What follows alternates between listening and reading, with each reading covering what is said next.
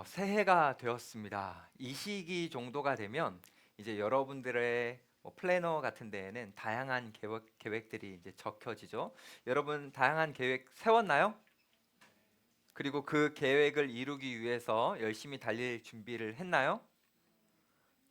새해부터 이렇게 반응 없기? 준비 많이 하고 또 달릴 계획까지도 여러분들이 어쩌면 세웠을 수 있습니다. 그런 여러분들에게 세상은 끊임없이 말할 겁니다. 좋아. 올 한 해 열심히 한번 달려보자. 최선을 다해보자. 안 그러면 뒤처질 수 있어. 멈추지 말고 끝까지 한번 달려보자. 세상은 여러분들에게 이렇게 말할 거예요. 자, 그런데 우리 주님은 여러분들을 향해서 완전히 다르게 말씀을 하십니다. 이렇게요. 아니, 올해는 누워야 해. 이렇게 말씀을 하실 겁니다. 그리고 특별히 하나 더. 누군가 너희를 따라온다면 따라잡혀야 해. 라고 주님이 말씀을 하십니다. 여러분 조금 당황스럽죠? 아니 새해 시작부터 누우라니. 그리고 따라잡히면 안 될 것 같은 이 인생의 한복판에서 따라잡히라니. 주님이 우리에게 왜 이런 말씀을 하실까요? 왜 우리에게 이런 의도를 가지고 말씀하실까요? 이것을 저는 여러분들과 오늘 그리고 다음 주 두 주에 걸쳐서 살펴보려고 합니다. 왜 우리 주님은 우리를 눕히려고 하시는지 오늘 특별히 이 부분을 살펴보면서 눕는 것이 우리에게 어떤 의미가 있고 우리가 누웠을 때에 어떤 은혜와 영광이 주어지는지를 한번 살펴보도록 하겠습니다. 이것을 위해서 시편 23편으로 한번 같이 들어가 보죠. 우리 1절 한번 다시 한번 읽어볼까요? 시작. 여호와는 나의 목자시니 내게 부족함이 없으리로다. 여러분 이거 너무 잘 아는 말씀이죠. 교회 안 다니는 사람들도요. 요 정도 구절은 알고 있습니다. 그런데 여러분 이 당시 구약에서 쓰여졌을 당시에 이 표현이 굉장히 파격적인 표현이라는 거 여러분 혹시 아십니까? 우리는 그냥 친숙하지만 이건 정말 흔치 않은 표현이었습니다. 왜냐하면 당시의 목자라는 것은 단순히 직업만 의미하는 게 아니었기 때문이에요. 백성들을 돌보고 지키는 왕을 수식하는 표현이 목자이기도 했습니다. 자, 그런데 이 시편 23편을 누가 썼죠? 다윗이라는 왕이 썼죠. 그러니까 다윗은 나는 목자이니 라고 써야 그 당시 사람들의 인식 속에서는 자연스러운 겁니다. 그런데 다윗은 그렇게 안 썼으니까요. 저는 왕이지만 양에 불과합니다 라고 기록했기 때문에 조금 파격적이었어요. 생각보다 이게 더 파격적이었는데 왜냐하면 우리는 양이라는 이미지를 딱 그릴 때에 깨끗하고 귀여운 이미지를 여러분 지금 상상할 수 있죠? 아닌가요? 양하면 뭐가 떠오르세요? 귀엽죠? 근데 이 중동의 문화권에서는 양 이미지를 딱 떠오르면 귀엽지 않습니다. 양은요 사람들이 생각할 때 성격 더럽고 몸도 더럽고 말 지질이 안 듣고 고집불통이고 무능한 동물의 대명사가 바로 양입니다. 그래서요 한국에서는 그런 욕이 없지만 중동권 문화 속에서는요 정말 심한 욕 중에 하나가 너 양 같다라고 하는 거예요. 그래서 우리는 개라는 표현을 많이 쓰지만 그쪽에서는 양이라는 표현을 많이 써서 양 같은 놈 하면 굉장히 심한 욕이 되는 겁니다. 그러니까 다윗은 자신을 양으로 표현했다라는 건 사람들을 향해서 이렇게 호소하는 거예요. 여러분, 저는요 무능한 존재입니다. 저는요 연약한 존재입니다. 저는 깨끗하지 않은 존재입니다. 저는 목자의 돌봄이 없으면 단 한순간도 살 수 없는 참 부족한 존재입니다. 라고 다윗이 사람들 향해서 호소하는 거죠. 그러니까 이 표현 자체가 그 당시 사람들의 인식 속에서는 굉장히 파격적이고 놀라운 겁니다. 자, 그런데 이 표현 말고도 더 놀라운 표현이 있어요. 그게 뭐냐면 바울이 표현했던 내게 부족함이 없습니다라는 선언입니다.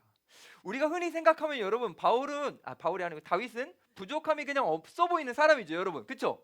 아니요. 다윗의 생애를 자세히 들여다보면 다윗은 그냥 부족함이 가득한 사람이었습니다. 어린 시절 그의 어린 시절을 한번 생각해 보면 가족 중에 다윗은 왕따였어요. 그래서 형들은 대우를 받았지만 다윗만큼은 대우를 못 받는 소외감을 항상 가지고 있었던 결핍이 많은 다윗이었습니다. 그러다가 정말 좋은 기회에 골리앗을 무찌름으로 말미암아 이 땅 속에서 유명해지잖아요. 세상 속에서. 근데요, 그 결핍은 사라지지 않아요. 왜냐면요, 골리앗을 이긴 이후에 계속해서 사울 왕에게 쫓기는데, 여러분 쫓기는 삶을 아시죠? 미친 척도 하고요. 심지어는 너무 굶주려서요.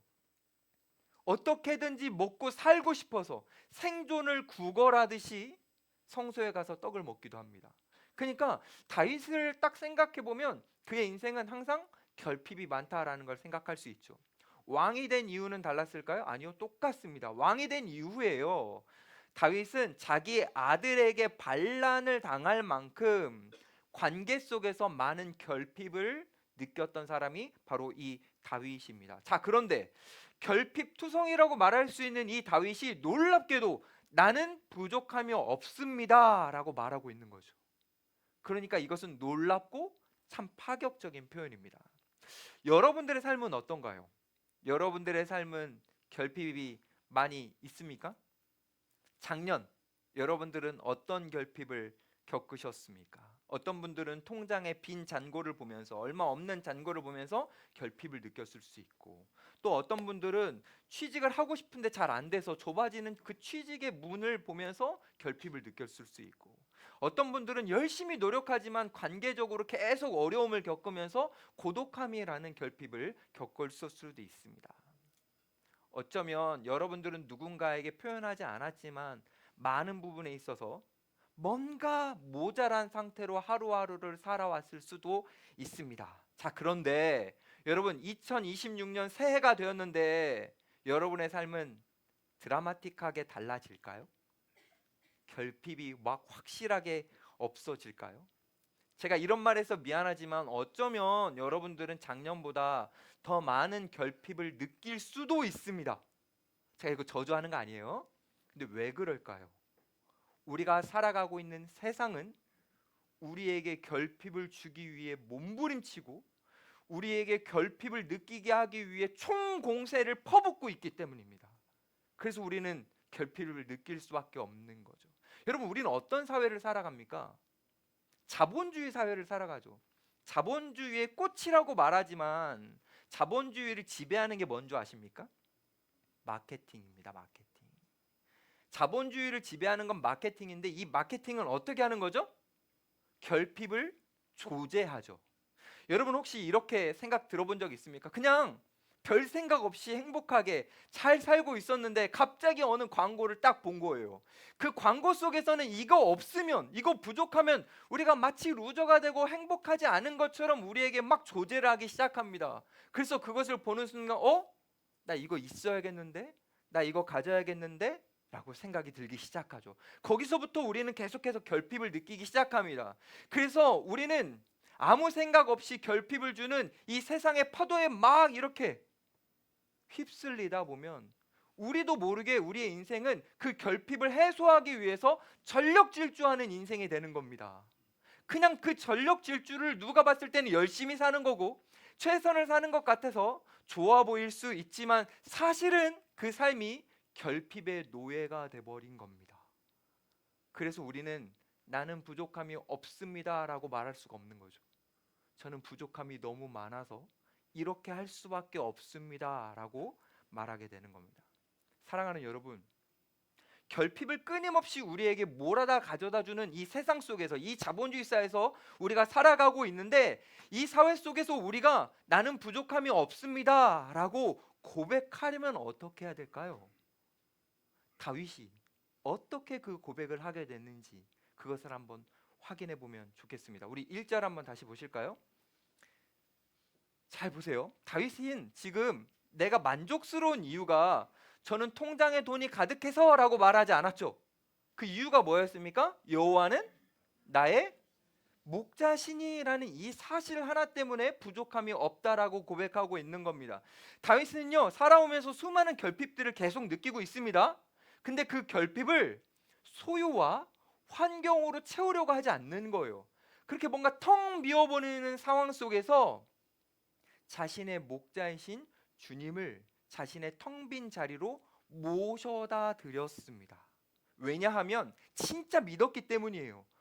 주님은 선한 목자셔서 나의 모든 결핍을 아시고 나를 채워주시는 분이라는 것을 알고 진정으로 믿었기 때문에 다윗은 결핍의 한복판 속에서도 나는 부족함이 없습니다 라고 당당하게 고백할 수 있었던 겁니다.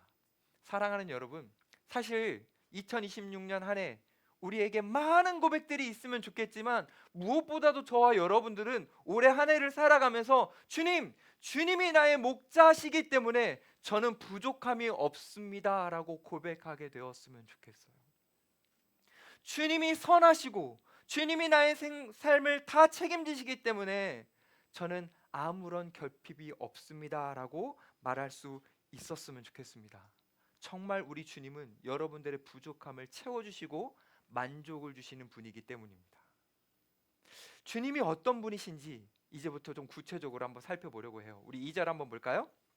여러분 같이 한번 읽어봅시다. 시작. 그가 나를 푸른 풀밭에 누이시며 쉴만한 물가로 인도하시는도다. 자, 푸른 풀밭에는 마른 풀이 있을까요? 푸른 풀이 있을까요? 푸른 풀이 있겠죠, 그렇죠? 그러니까 주님이라는 그 목자가 우리에게 어떤 분이시냐라고 다윗이 소개할 때 그냥 우리의 배고픔 정도만 면하게 해주는 마른 풀을 이렇게 던져주는 분이 아니라 우리의 영혼에 싱그러움을 주고 정말 만족스럽게 하고 맛있게 하고 행복하게 할 푸른 풀을 주님은 우리에게 제공해 주시는 분이다라는 겁니다. 사실 여러분, 이 표현이 조금 의아한 표현이에요. 왜냐면요, 다윗이 살아갔던 그 중동이라는 지역은요 푸른 풀밭이 잘 없습니다. 대부분의 지역은 거친 광야입니다.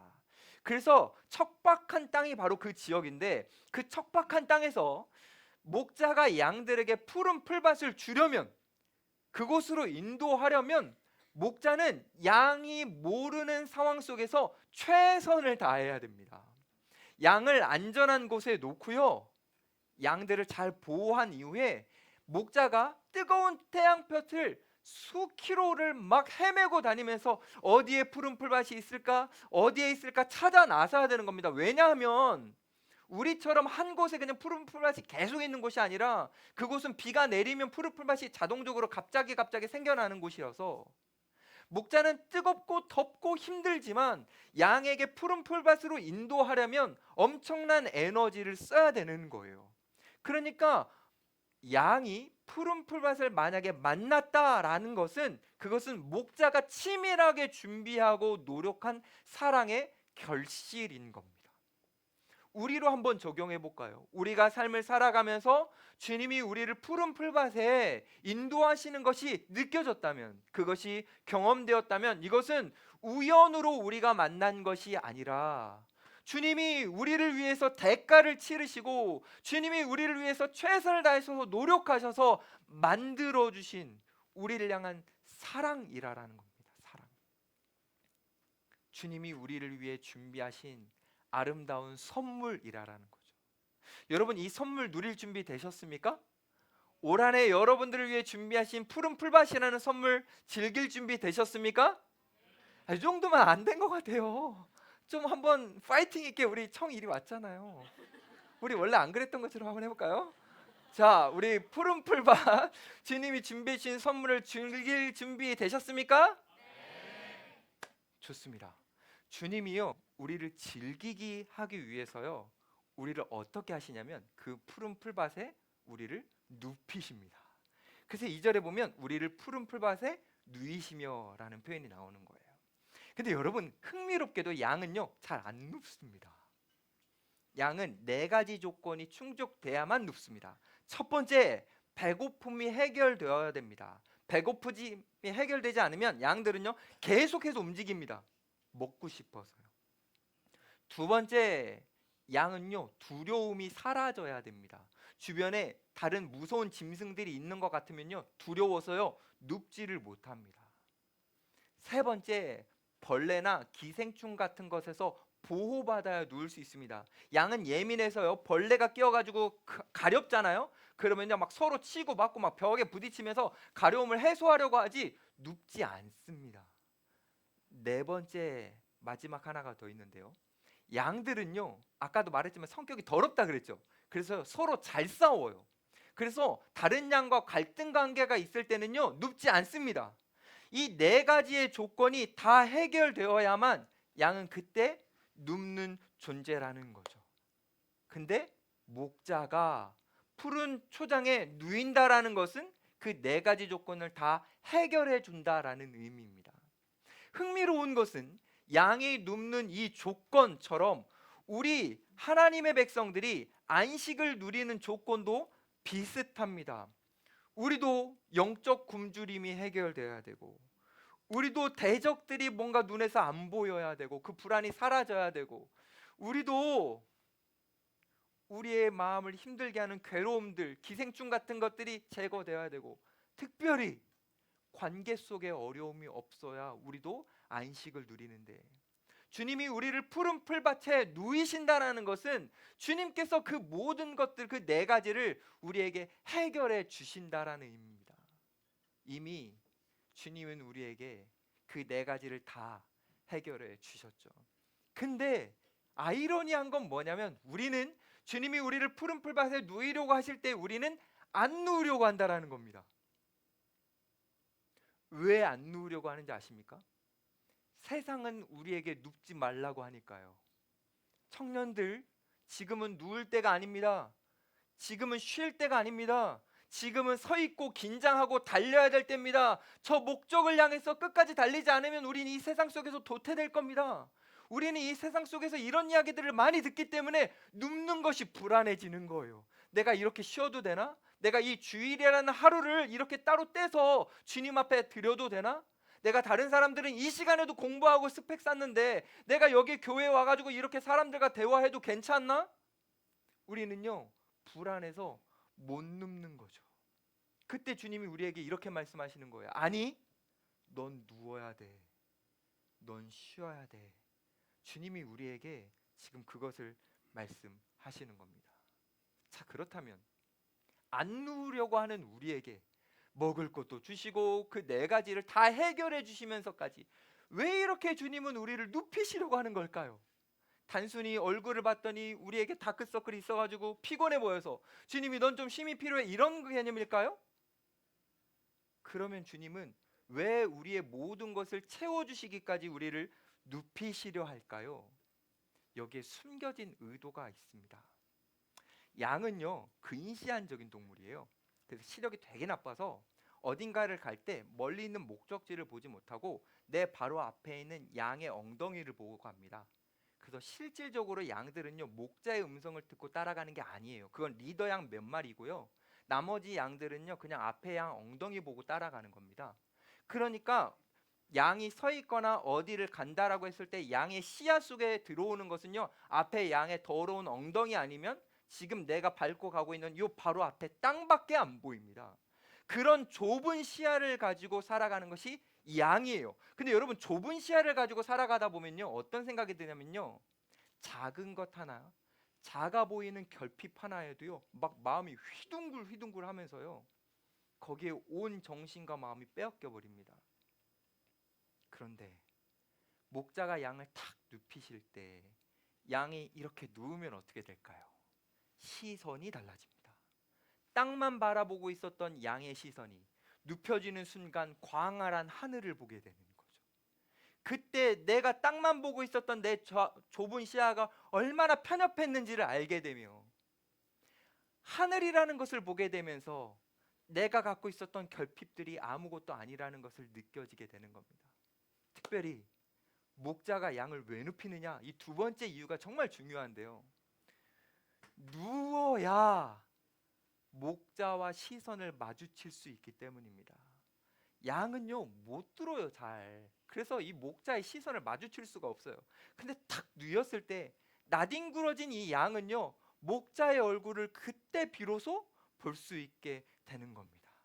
그때 목자의 얼굴을 보는 순간, 그 인자한 미소를 보는 순간 양이 결핍 속에서 느끼고 있었던 불안함과 두려움들은 사라지고 안정감과 평안함을 이 목자의 얼굴을 바라볼 때 누릴 수 있게 되는 거죠. 주님께서 왜 우리에게 이 주의를 주십니까? 왜 우리를 이 삶 속에서 자꾸 누우라고 하시고 쉬라고 하십니까? 그것은 우리가 자꾸 땅만 보면서 세상만 보면서 불안하면서 살아가는 우리들이 누웠을 때에 우리의 목자 되신 주님의 얼굴을 마주하면서 그 얼굴을 마주할 때 주어지는 평안과 안정과 기쁨과 행복을 누리기를 바라셔서 주님은 우리 청년들에게 올 한 해는 눕자라고 말씀하시는 겁니다. 여러분, 눕는다라는 건요, 그냥 단순히 수련회 가거나 아니면 그냥 이렇게 주일날 와서 예배드리는 특별한 시간만으로 생각하지 마십시오. 우리는요, 일상 속에서, 우리는 집에서도 회사에서도 주님이 눕게 하실 때 누울 수 있습니다. 여러 가지 방법들이 있지만 가장 편안하고 안정적이고 가장 쉬운 눕는 방법이 뭔지 아십니까? 일상 속에서 눕는 방법, 그것은 말씀을 펴고 주님이 주신 그 말씀을 우리가 읽는 겁니다. 우리가 그 주님의 말씀을 읽을 때에 주님과 우리의 시선이 마주칠 수 있기 때문입니다. 저는 새해를 시작하면서 여러분들에게 한 가지를 도전하고 싶어요. 그것은 같이 성경을 읽자라는 겁니다. 올 한 해 여러분들에게는 수많은 계획들이 이미 생겼을 수 있지만 그 무엇보다 우선순위로 성경을 통독하는 것에 여러분들이 우선순위로 좀 삼았으면 좋겠습니다. 내 할 일 다 하고 저녁에 유튜브 좀 보다가 아 이거 좀 따분하네, 시간 남으니까 내가 성경 읽어줘야지, 이게 아니라 그 어떤 것보다도 우리가 목자의 얼굴을 마주하고 그분의 음성 듣는 것에, 그분과 시선을 마주하는 것을 가장 우선순위로 두고 여러분들이 올 한 해 성경을 읽어 나갔으면 좋겠습니다. 우리 청년 이부는 매주 코이노니아 때 한 주 동안 성경 읽을 분량을 여러분들에게 항상 소개하고 있습니다. 그 소개에 맞춰서 여러분들 우리가 함께 보폭을 맞춰서 우리가 그 성경을 읽다 보면 연말 정도 되면 우리는 성경을 일독하게 됩니다. 성경을 한 번 정도 다 같이 읽는 그 기쁨을 누리게 되는 거죠. 물론 제가 지금 여러분들에게 이렇게 권면하는 것은 연말 되었을 때 야, 나 성경 일독했다 이런 뿌듯함과 성취감을 같이 갖자고 여러분들에게 도전하고 권면하는 거 아닙니다. 그거는 사실 우리에게 크게 중요하지 않아요. 제가 여러분들에게 도전하는 이유는 말씀을 읽을 때 진짜 목자의 음성을 들을 수 있고 세상 속에서 방황하고 헤매는 우리들이 그 목자의 얼굴을 마주쳤을 때 진짜 평안을 누릴 수 있기 때문에 한 해 동안 성경을 읽어보자라는 겁니다. 우리 여러분들의 마음에 지금 얼마나 동기부여가 됐을지 모르지만 그래도 모르겠어요. 그냥 옆에 분들에게 이렇게 한번 말해보세요. 나 읽을래. 옆에 사람한테 한번 해보세요. 나 읽을래. 와, 끝까지 안 하고 막 이렇게 말할 수 없어, 말했다가 진짜 해야 되니까 막 이러는 분들이 있는데, 우리가 이 말씀을 읽는 것처럼 우리가 푸른 초장에 누워 그분의 얼굴을 마주할 때에 그때 우리는 비로소 이렇게 말할 수 있게 되는 거예요. 주님은 나의 목자시니 내게 부족함이 없습니다. 이 고백을 우리가 한 해 동안 같이 할 수 있었으면 좋겠습니다.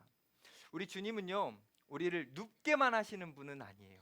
2절 하반절에 보면 이렇게 나와 있어요. 주님은 우리를 쉴 만한 물가로 인도하시는 분이다. 여러분, 쉴 만한 물가로 인도하신다는 이 표현이요, 사실은 목자가 우리를 위해서 얼마나 세심하게, 얼마나 세세하게 배려해 주시는 분인지를 알려주는 표현이거든요. 왜냐하면 양이라는 존재는 물을 먹어야만 사는 존재지만 양은 물을 두려워하는 존재이기 때문입니다. 양은 왜 물을 두려워하냐면요, 털이 많죠. 근데 이 털이 많은 양들이요, 물이 빠르게 흘러내려가는 그 급류 같은 곳에 가서 물을 먹으려고 이렇게 하다가 양이 좀 미련하다 그랬잖아요. 그래서 발을 헛디디면 물에 빠지죠. 빠지자마자 이 양의 털이 물을 막 흡수해가지고 가라앉아 버려요. 그래서 양은요 생명을 잃습니다. 그거를요 본성적으로 두려워해요. 그래서 양은 물이 없으면 살 수 없지만 물을 두려워하는 동물입니다. 그래서요 목자는요 어떻게 하냐면 급류, 물이 빠른 그런 물가로는 양을 데려가지 않습니다. 근데 여러분, 잔잔히 흐르는 물가만 있겠습니까? 없죠. 그럼 어떻게 하죠? 목자가 여기에서 세심한 배려가 있는 거예요. 쉴 만한 물가로 목자가 만들어줍니다. 예를 들어서 어떻게 하냐면요, 물이 이렇게 빠르게 내려가면요, 목자가 돌 같은 거 가지고 와서요 이렇게 다 댐처럼 막습니다. 그리고 막 흙을 이렇게 발라가지고요. 그래서 잔잔히 물이 이렇게 흘러가도록 합니다. 그렇게 만든 이후에 양들을 그곳으로 데려가요. 그곳에서 양들이 편안하게 두려움 갖지 않고 물을 마실 수 있게 하는 겁니다. 이게 바로 우리가 읽었던 쉴 만한 물가예요. 여러분 혹시 마을 중에 쉴물 마을 있죠? 요번에 있는데 아무도 아닌 것처럼 쉴물 마을이 바로 이런 거예요. 마을 목자와 목자들의 섬세한 배려 속에서 목마름이 해소되는 마을이라는 의미겠죠? 여기 계시네 마을 목자. 이런 겁니다. 사랑하는 여러분, 제가 여러분들에게 이런 말씀을 드리는 거예요. 우리 주님은요 우리의 목자시잖아요. 우리의 두려움과 공포를 아세요. 야, 너 이겨내야지. 발 헛디는 건 네 잘못이지 라고 하시면서 우리가 물이 빠르게 흐르는 급류 속으로 우리를 막 몰아내보시는 분이 아니에요. 주님은요 미리 우리가 감당하지 못할 그 물을 이리 가셔서 막아주시고, 그래서 우리가 안정 속에서 갈등을 해결할 수 있도록 해주시는 분이 바로 우리의 목자이십니다. 그분은 가장 섬세한 배려로, 가장 세심한 배려로 우리를 이끌고 계시는 거예요. 사랑하는 여러분, 여러분들에게는 어떤 갈증이 있습니까? 여러분들에게는 어떤 목마름이 있습니까? 그 목마름과 갈증을 세상 속 급류로 여러분들이 뛰쳐들어가서 스스로 여러분들이 거기에서 해결하려고 하지 마십시오. 너무너무 위험합니다. 주님이 여러분들을 안내하시는 쉴 만한 물가로 여러분들이 따라가셔서 그곳에서 여러분들의 모든 갈증들을 해결하셨으면 좋겠습니다. 주님이 우리를 인도하시는 그 쉴 만한 물가의 그 물은요 어떤 것들이 있냐면 우리를 변함없이 사랑하시는, 끝없이 사랑하시는 그 무한한 하나님의 사랑이 그 물 안에 담겨져 있고요, 우리가 실수하고 잘못해도 우리를 끝까지 책임지신다고 하시는 하나님의 신실한 약속이 그 물 안에 담겨 있습니다. 예수님께서 이렇게 말씀하셨죠.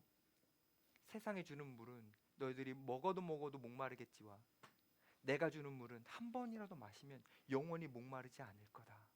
예수님께서 우리를 데려가셔서 주시는 그 쉴만한 물가, 한 번 먹었을 때 절대 목마르지 않는 그 진정한 물, 그 물을 우리 모두 다 마셨으면 좋겠습니다. 지금까지 저와 여러분들이 살펴본 예수님은 우리를 푸른 초장으로 인도하시는, 그리고 쉴만한 물가로 인도하시는 참 세심하시고 배려가 많은 분이죠. 그런데 우리의 주님은 여기서 끝이 아닙니다. 우리의 영혼을 소생하게 하시는 분이에요. 우리 3절도 한번 다 같이 읽어볼까요? 시작. 내 영혼을 소생시키시고, 영혼을 소생시킨다, 소생한다, 이게 어떤 의미일까요? 양들에게는 어떤 의미일까요, 여러분? 양에게 소생이란, 양들은요 털이 많죠, 일단, 그렇죠? 근데 다리가 짧아요, 생태적으로. 자, 그래서 양들은 움푹 패인 곳에 이렇게 가다가 이게 다리를 접질러 가지고 움푹 패인 곳에 이렇게 뒤집어질 때가 있습니다. 근데 일반적인 평평한 곳이라면 뭐 다를 이야기인데 움푹 패인 곳에 양이 이렇게 뒤집어지잖아요. 그럼 양의 특성상 스스로 못 일어납니다. 그래서 양은 어떻게 하냐면 발버둥 쳐요. 발로 발버둥 치다가 어떻게 되냐면 배에 가스가 차고요, 혈액순환이 이제 안 되게 되면서 고통을 겪다가 양은 죽게 됩니다. 그게 바로 양이라는 동물이에요. 자, 그래서 이 구덩이거나 아니면 어떤 움푹 파인 곳에서 양이 뒤집어졌다면 양은 살기 위해서 뭘 해야 될까요? 발버둥 쳐야 될까요? 뭘 해야 될까요, 여러분? 양이 할 수 있는 게 뭘까요? 예? 그렇죠. 소리를 질러야 되는 거죠. 소리를 지른다고 해서 이 상황이 모면되는 건 아니죠. 근데 소리를 지를 방법밖에 없죠. 그래서 양이 거기서 소리를 지르면 놀랍게도 목자가 그 양의 소리를 듣고 달려옵니다. 달려와서 양을 부둥켜 안아요. 그리고 배에 가스가 차 있기 때문에 배를 이렇게 마사지를 계속 해줍니다. 그리고 혈액순환이 되도록 이렇게 주물러 줍니다. 그래서 양을 일어날 수 있도록 기다려줍니다. 그리고 양이 이렇게 있다가 이제 딱 일어나잖아요. 그럼 목자는 이동합니다. 양이 직접 일어날 때까지 기다려줘요. 이게 바로 소생이에요, 소생. 우리의 영혼을 소생시키신다. 우리는요, 살아가면서 마치 뒤집힌 양과 같이 절망감을 느낄 때가 있거든요. 우리가 살아가는 그 인생의 무게가 너무 무거워서 이것을 스스로 뒤집지 못해서 난 안 되나 보다 라고 생각할 때가 있어요. 물론 여기 계신 분들 중에 인생 탄탄대로를 겪으신 분들은 난 그런 적 없는데? 라고 생각하실 수도 있어요. 근데 우리는 존재론적으로, 우린 영적으로 죄에 의해 뒤집힌 존재들이에요. 우리의 뒤집힘은 우리의 발버둥으로 절대 해결할 수 없는 끔찍한 상황이었습니다. 근데 그때 우리 주님이 우리의 부르짖는 비명을 들으시고 오셔서 우리를 향해 너 이렇게 왜 이렇게 미련하게 넘어졌냐 이렇게 말씀하지 않으시고 사랑과 긍휼로 우리를 품에 안으십니다. 죄책감으로 굳어진 우리의 온 몸과 마음을 주님은 주무르시고 마사지를 해주시고요. 그리고 우리가 다시 일어날 때까지 우리 옆에서 기다려 주십니다. 그게 우리가 예수 그리스도를 통해 받은 소생이에요. 우리가요 다시 회복되고 다시 살아날 수 있었던 이유는요, 우리가 열심히 발버둥 쳐서가 아니에요. 내가 열심히 노력해서가 아닙니다. 주님이 우리의 비명을 들으시고 찾아오셔서 우리를 다시 일으켜 주셨기 때문에 우리는 다시 소생하게 된 겁니다. 근데 여러분, 주님이 우리를 왜 소생시키실까요? 주님이 왜 뒤집힌 양을 일으키셔서 마사지도 해주시고 다시 걸어갈 수 있게 하실까요? 그 이유가 3절 후반절에 있거든요. 한번 볼까요? 이렇게 나오죠. 자기 이름을 위하여 의의 길로 인도하시는도다. 주님이 우리를 소생시키시는 이유는 우리가 의의 길로 가도록 인도하시기 위해서, 우리가 의의 길로 가도록 거기로 우리를 다시 일으켜 데려가시려고 주님 우리를 소생시키신 겁니다. 한 번만 더 팔레스타인 이야기를 할게요. 그 팔레스타인 땅, 그 중동 지역은요 길이 좋지가 않습니다. 특별히 길들이 사람 다니는 쪽으로 해가지고 많이 이렇게 뻗쳐져 있는데요, 어떤 길은요 그 길 끝에 낭떠러지도 있고요, 어떤 길은요 그 길 가다 보면 그 과정 가운데 수많은 짐승들이 있는 무서운 길도 있습니다. 근데 양은요 어떤 길이 좋은 길인지 몰라요.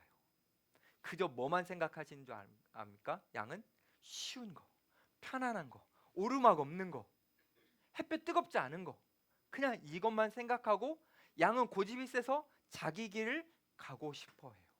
그런데 그 자기 길을 가고 싶어 하는 그 양들에게 안전을 위해서 목자가 이미 미리 가봤던 그 길, 이 길이 안전한 길이고 이 길이 바른 길이고 이 길 끝에 푸른 풀밭과 쉴만한 물가가 있다라는 걸 아는 그 길, 그 길이 바로 지금 주님께서 말씀하신 의의 길입니다. 여기로 주님이 데려가시는 거죠. 이 의의 길을 가려고 할 때 양들은 여전히 미련하고 고집세서 안 가려고 몸부림쳐요. 때로는 고집을 너무 부려요. 안 갈 거야. 나 저 길은 불편해 보여. 저 길은 너무 높아. 고통스러워 보여. 난 저 길은 안 갈 거야 라고 우리는 고집을 부리거든요. 그런데요 우리 주님은요 그 고집을 다 꺾으십니다. 다 꺾으시면서 기어이 우리를 목자가 가봤던, 예수님이 걸어가셨던 그 좁은 길, 그 의의 길로 우리를 데려가시는 겁니다. 그게 바로 우리를 소생시키신 이유니까요.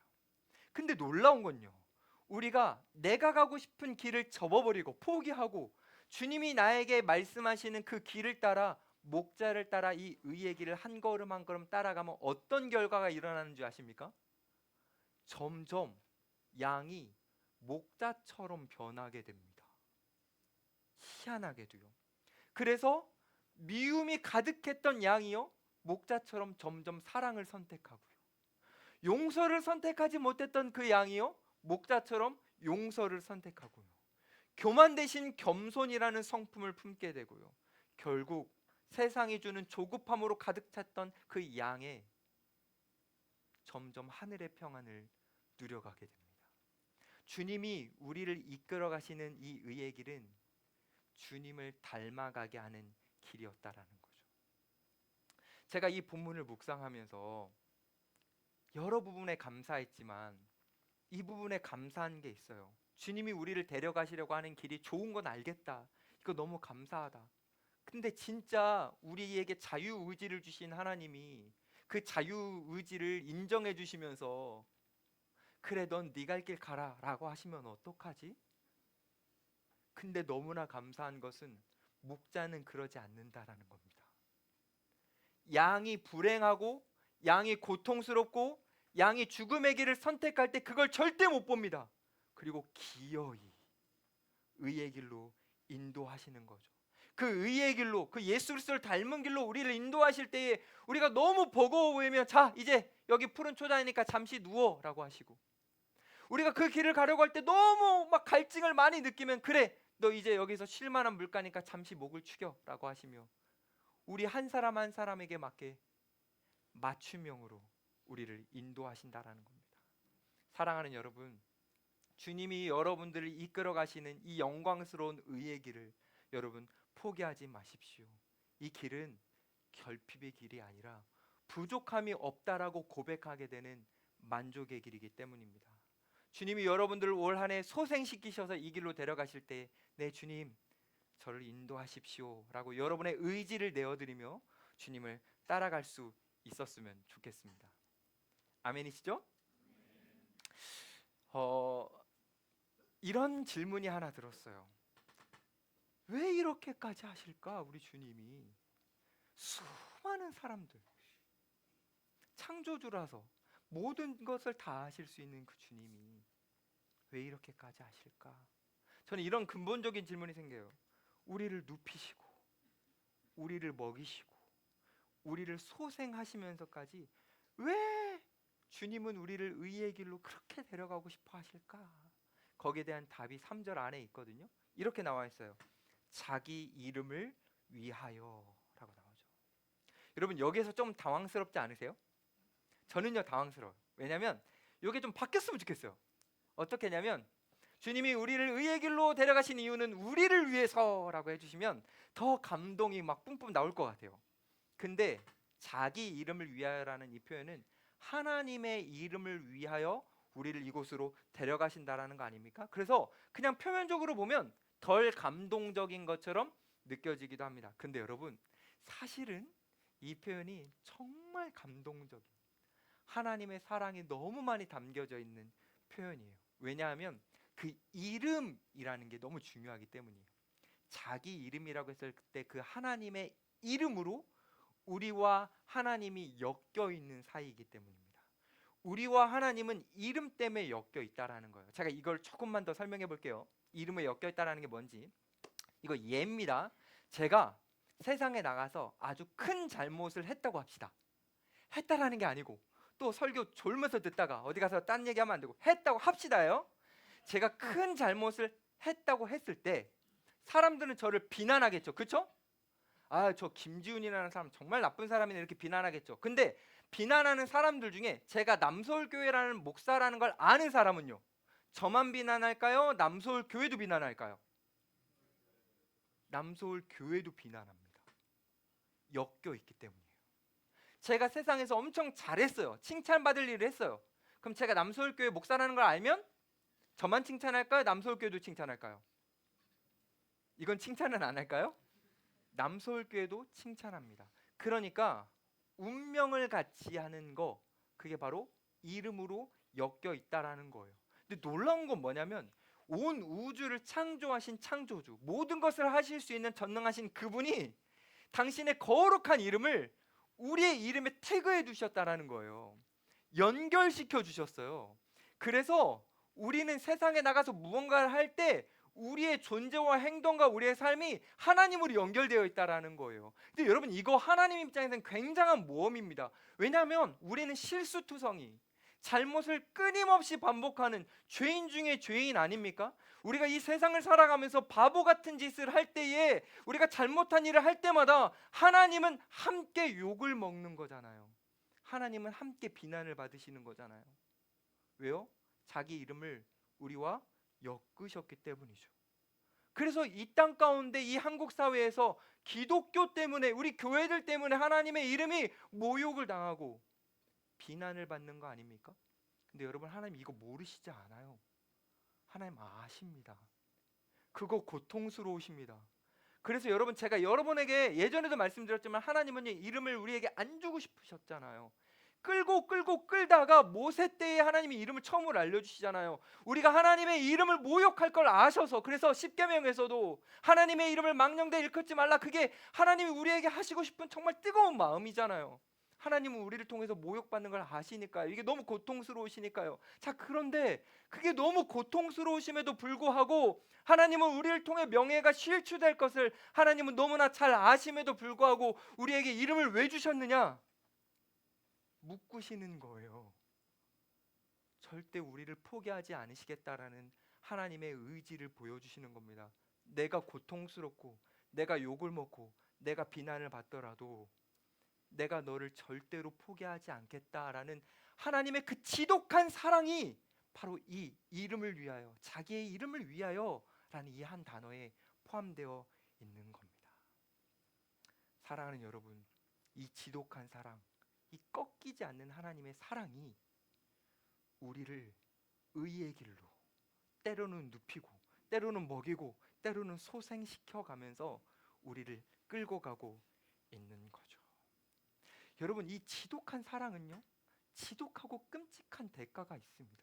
예수님은요, 우리의 목자가 되시기 위해 그 대가를 치르셨거든요. 제가 오늘 그 대가를 여러분들과 함께 나누고 이제 마무리를 하려고 해요. 근데 좀 생생하게 전달되도록 지금 이렇게 한번 질문을 드리고 싶어요. 제가 질문 드리는 거 지금 바로 한번 해보세요. 여러분들이 생각했을 때 가장 혐오스러운 사람을 한번 떠올려 보세요. 옆 사람 떠올리면 안 되고, 가장이라고 했잖아, 가장. 여러분, 이 사회 속에서, 이 지구상에서 가장 혐오스러운 사람 한번 떠올려 보세요. 그 사람이 무엇을 했고 그 사람이 어떤 악을 저질렀는지 지금 떠올렸습니까? 오래 걸립니까 이거?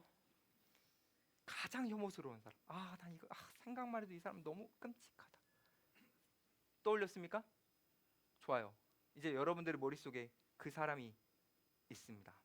만약 여러분이 갑자기 그 사람처럼 취급을 받는다면 어떨까요?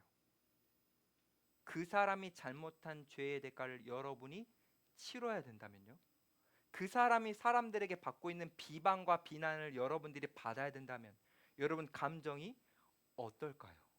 여러분들은 잘못을 하나도 안 했는데 그 사람이 잘못한 것처럼 여러분들은 오해받아서 여러분들이 사람들에게 그 사람처럼 대우를 받는다면 여러분들은 어떨까요?